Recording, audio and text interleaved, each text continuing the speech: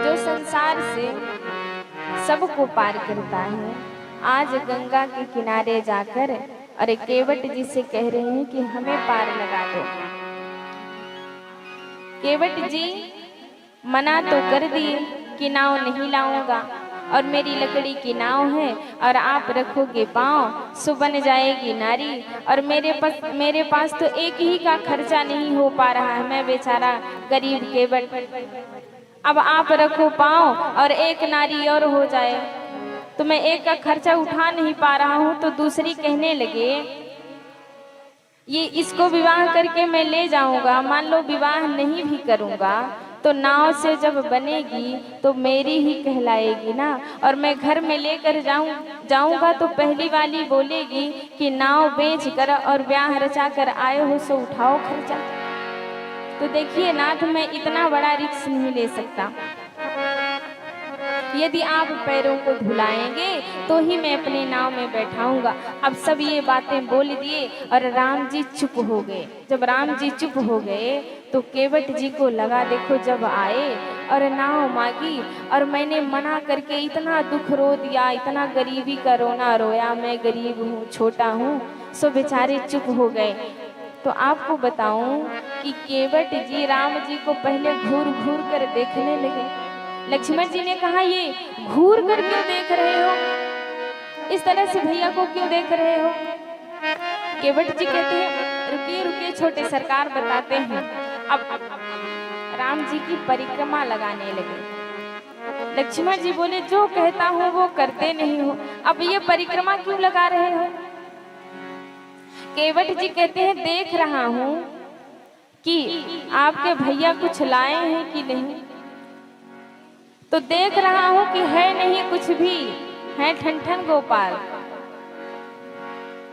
कुछ भी नहीं है इनके पास देने के लिए, तभी मैं सोचूं कि चुप क्यों हो गए। लक्ष्मण जी बोले, क्यों चुप हो गए? तो बोले, अब सोच रहे होंगे कि करेगा पार और मांगेगा उतराई, और मांगेगा उतराई तो मैं तो कुछ लिया तो हूं नहीं, दूंगा क्या, इसीलिए ये कुछ बोल नहीं रहे हैं। राम जी फिर भी कुछ नहीं बोले। तो अब केवट जी कहते हैं कि यदि बोलने में समस्या हो, यदि बोल ना पा रहे हो तो कुछ ऐसे कुछ तो करिए। हाँ करना हो तो ऐसे कर दीजिए, ना करना हो तो ऐसे कर दीजिए, पर करिए तो सही। क्या कहते हैं?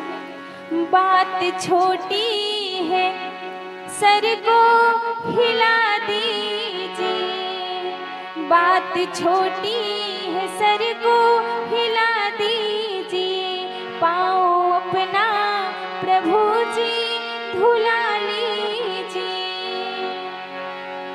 हम हैं अनपढ़े, कोई भूल हो भी गई, आप मालिक हैं सब कुछ भुला दीजिए। केवट जी कहते हैं, बोलने में समस्या हो तो सर को हिला दीजिए, पर जब से आए तो मैं ही तो बक बक कर रहा हूँ।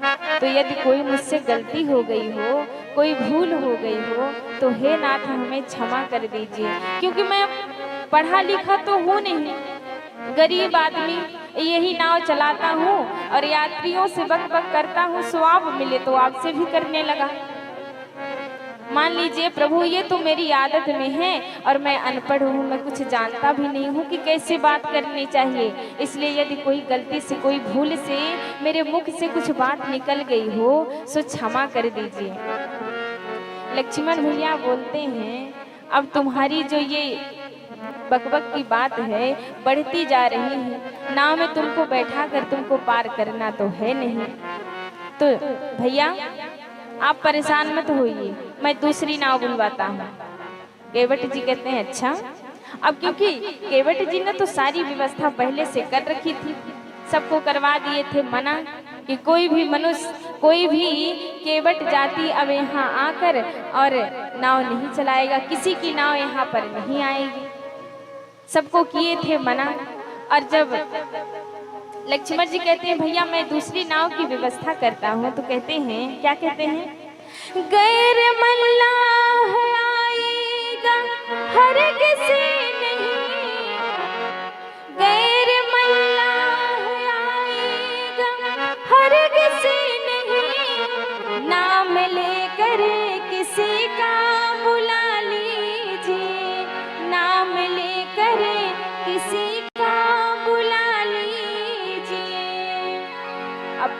केवट जी भी बड़े ताव में कहते हैं, अच्छा बुलाओगे?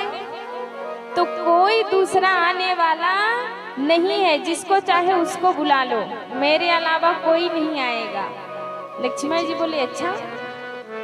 तो कहते हैं केवट जी कि देखिए क्या कह रहे हैं, चाहे दोनों की है देर किस बात की, चाहे दोनों की है देर किस बात की, शीघ्र ही कुछ न कुछ फैसला कीजिए, शीघ्र ही कुछ न कुछ फैसला कीजिए।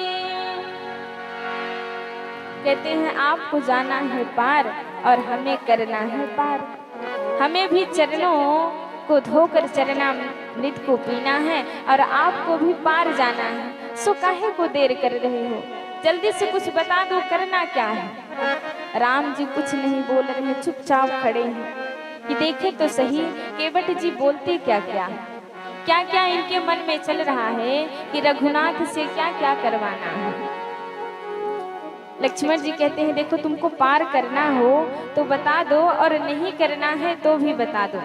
कहते हैं केवट जी हाथ जोड़कर, देखिए सरकार, मैं बेरोजगार आदमी, मैं गरीब हूँ, मेरे पास न कुछ खाने को है ना रहने को, बस यही एक नाव है जिसके सहारे से मेरे बच्चों का, मेरी बीवी बच्चों, मेरे घर का खर्चा चल रहा है। और आप चाहते हो कि किसी गरीब के पेट पर लात पड़े? और यदि नहीं चाहते हो तो इस गरीब पर दया कीजिए, इस गरीब पर दया करिए, मेरी नाव को नारी मत बनाइए, मैं दूसरी नारी का खर्चा नहीं उठा सकता। अब राम जी तो कुछ बोल नहीं रहे हैं, लक्ष्मण जी समझाते हैं तो उनको कुछ समझ में आता नहीं है। अब जब कुछ नहीं बोले, लक्ष्मण जी कहते हैं, किस प्रकार से तुम ये बात कर रहे हो भैया, आप चुप रहिए, मैं दूसरी नाव की व्यवस्था करता हूँ, और नहीं तो व्यवस्था नहीं तो हम लोग ऐसे ही पार हो जाएंगे, हम लोग बगैर नाव के ही पार हो जाएंगे, भैया आप परेशान ना होना।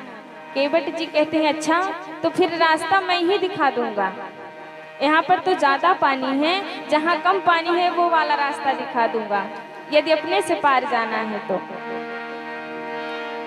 लक्ष्मण जी बोले, ये कैसा अटपटा आदमी, पहले पार करने को बोल रहा तो पार तो कर नहीं रहा, और जब ऐसे ही पार करने को तो रास्ता बोलता है मैं दिखा दूंगा। क्या कहते हैं, यही